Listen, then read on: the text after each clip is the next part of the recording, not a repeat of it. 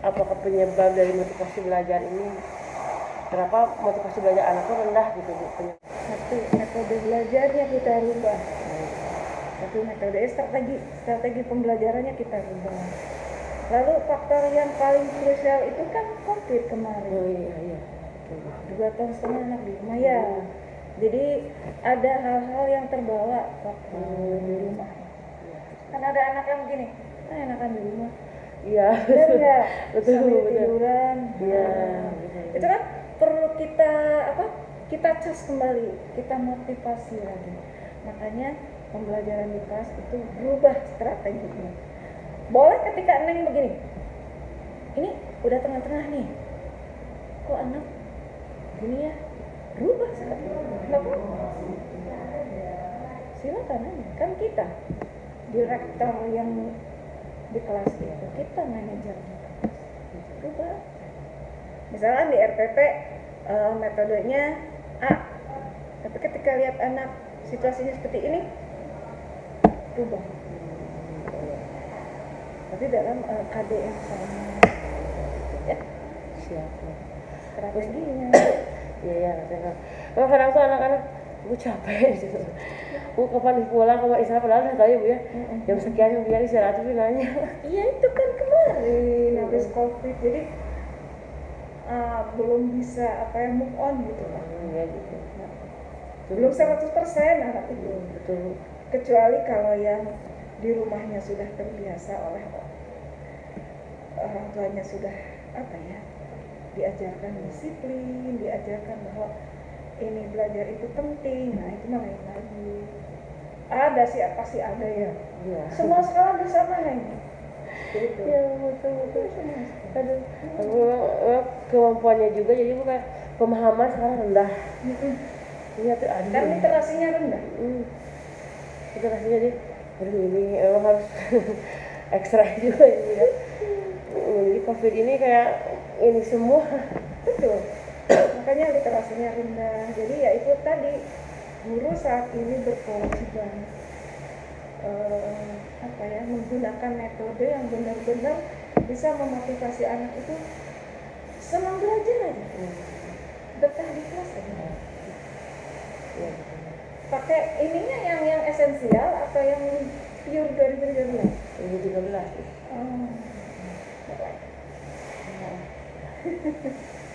Terus juga kan jadi memang karena itu anak-anak tuh sulit kalau ada sesuatu cerita. Bu ini tadi gimana ini? Ya. Jadi kayak pemahaman, jadi karena pemahamannya bahasanya rendah, jadi kemana-mana ya Bu ya. Kelas berapa sih? Kelas 3 ya. Oh iya, kelas 3 memang masih. Karena kan waktu kelas 1 dia masuknya pas. Iya. Betul. Jadi memang kayak anak kelas 1 lagi gitu ini tuh. Memang baca bisa, cuma di pemahaman yang memang sangat kurang gitu. Ketika PTN itu kan kelas 1 itu kan dibimbing oleh guru ya. Terus ada yang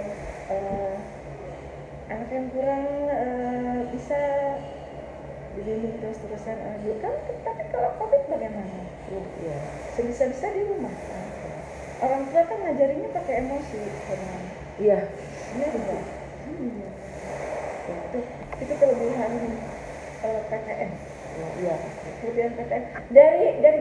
Dari sentuhan gurunya, dari cara bicara gurunya itu bisa memotivasi anak untuk tambah semangat belajar. Ya, beda kalau kelas rendah itu seperti itu. Iya. Beda kan pastinya. Pokoknya waktu kemarin ngajar kelas 4, sekarang ngajar kelas 3. Jadi belajarnya harus berubah. Iya. Kadang suka ke bawah, nggak masuk ngajar kelas 4, harus banyak-banyak ngerem. Kelas 3 waduh, benar-benar banyak-banyak ngerem. Karena emang minat baca juga kurang ya gitu. Jadi pasti. Karena sejak awal dari kelas 1 itu kan tadi itu, kalau dari kelas 1-nya memang masih ada yang kurang memahami bacaan, otomatis nanti di literasinya dia kurang. Pasti. Sampai kelas 3 ya kan nyatanya. Betul. tidak jadi kan ada kemauan dia untuk membaca, ada pojok baca ya udah biar aja pojok baca istirahat jajan gitu, nggak ada ininya gitu. Okay. Mungkin bukunya yang kurang menarik. ya. Anak-anak kelas rendah itu senang dengan buku yang covernya dulu yang menarik, banyak gambar, sedikit kalimat itu. Jadi beri mereka itu buku-buku yang memang menarik minat mereka untuk membaca, yaitu dengan covernya dulu yang menarik. Nanti kalau udah menarik kan dia buka, dengan dibuka dia otomatis ingin tahu gitu. Ya. Jadi kemarin itu kesulitannya kan bukunya di sekolah ini, kalau di sekolah kan di perpustakaan. Kalau pojok baca itu sumbangan dari orang tua bawa ke rumah, dari rumah gitu. Kalau jadi sementara cuma itu aja gitu. Kalau untuk yang di sekolah di perpus belum ada. Cobalah nanti dengan komite ya, dan komite berupaya begini. Kita cari buku yang murah, buku bekas juga nggak apa. Yang penting si buku itu, buku bacaan itu menarik aja buat anak dulu. Covernya terutama. Ya, boro-boro anak kelas 3, kelas 6 juga kalau lihat cover buku itu warnanya menarik, gambarnya menarik untuk dilihat pasti. Apalagi anak kelas 5. Ya. Walaupun hanya ada misalkan 20 buku, kalau yang bekas itu kan murah. Dalam komite ya kemarin belum ke ini lu kalau buku bekas. betul. Jadi nanti menambah wawasan anak itu tadi, anak itu nanti bisa lancar membaca karena dia ingin tahu kan isi buku ini apa, otomatis dia ingin bisa baca. Iya betul Ya. Dengan di itu ada pembelajaran berdiferensiasi. Katanya karena itu harus tekniknya kan beda-beda gitu Bu. Betul. Nah hanya itu masih kesulitan untuk ini tekniknya gitu Bu. Jadi kalau di kemarin itu lihat di ininya katanya misalkan di KD-nya ada tujuannya 4. Untuk anak-anak yang misalkan kurang itu 1 juga udah cukup katanya. Betul. Nah itu sehari-hari ini ya udah samain gitu. Sebetulnya gini, berdiferensiasi itu sebetulnya sudah dilakukan oleh guru. Sudah, hanya karena guru tidak menyadari bahwa mereka melakukan diferensiasi. Kalaupun KD-nya sama, tapi ketika proses pembelajarannya nggak sama, perlakuannya berbeda. Ya kan? Iya. Kalau gimana Neng, kalau menemukan anak yang ini belum bisa baca, diapakan? Apakah sama dengan yang lain? Enggak, beda. Itu mah yang itu lanjut materi, mungkin ini mah dibimbing kan. Itu dia. Itu namanya berdiferensiasi. Jadi kita melayani sesuai dengan kebutuhan siswa masing-masing. Itu diferensiasi. Walaupun KD-nya sama, tapi karena ini tujuannya sama, maka yang kurang ini kita bimbing. Itu dia namanya diferensiasi. Sanes diantepkeun. Ya kalau di enggak sih mungkin ya, cuma kadang kan ininya sama, jadi ininya samain kan ketuntasannya gitu. Nah itu dia kalau yang kurikulum 2013. Oh gitu. Iya, karena ada KKM. Iya. Kalau di kurikulum Merdeka kan nggak ada KKM. Jadi ya sesuai anak-anak. Sesuai kemampuan siswa. anak sampai dengan. Oh, mereka yang mana? Mungkin ibunya yang guru pamongnya udah ini ya, maksudnya kurikulumnya beda. mungkin kayaknya di sananya jadi ini beda gitu Bu. Anak yang slow learner itu 1 aja udah cukup gitu. Kalau untuk yang normal nggak masalah. Gitu. Misalkan gini, di KD 3.1 tujuan pembelajarannya ada berapa? 3 misalkan ya, minimal 3. boro-boro menjelaskan anak itu, benar nggak? Itu Menyebutkan aja kadang-kadang susah. Apa nih yang paling cocok kadenya untuk anak ini? Mungkin menyebutkan tapi lebih rendah dari mereka. Seperti itu. Di blok merah, misalnya ini untuk anak-anak yang kurang. Tapi kan pada akhirnya apa? KKM yang sama, benar nggak? betul. Nah itu kendala di 2013. Iya, betul. Kita bedakan proses, tapi KKM-nya sama. Iya, gitu. Kecuali kalau kita KKM-nya diturunkan ke anak ini. Nah, dan lagi jika anak ini itu memang berkebutuhan khusus, memang itu harus dibedakan KKM-nya. Jadi kalau misalkan dari ini KKM-nya beda, Nggak masalah. oh nggak masalah. Asal jelaskan dulu ke ibu kepala sekolah. Ini anaknya seperti ini. Sudah ke kepala sekolah, panggil orang tua. KKM-nya untuk anak ini segini, sedangkan untuk anak yang lain segini. Asal ada surat dari ibu halal. Oh, iya, iya. Hampir nggak boleh. Iya. Just bahwa anak ini berkebutuhan khusus. Ya. Jadi kalau tidak ada suatu nama ya mau nggak mau bisa meratain. Makanya sekolah itu berusaha. Kalau memang ini anak itu ada berkebutuhan khusus,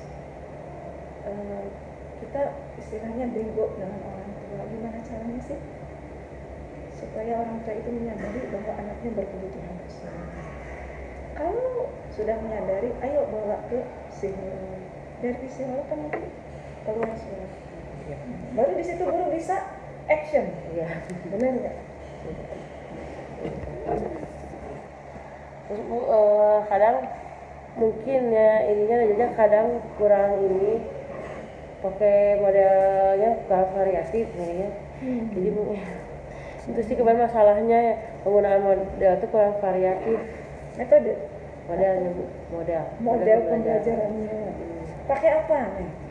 Kadang kalau ini jarang lihat ini ya udah wes ininya misalkan materi ini mungkin itu pakai gambar aja, jadi picture aja, jadi kayak kebanyakan aja tuh suka pakainya tuh gambar aja gitu.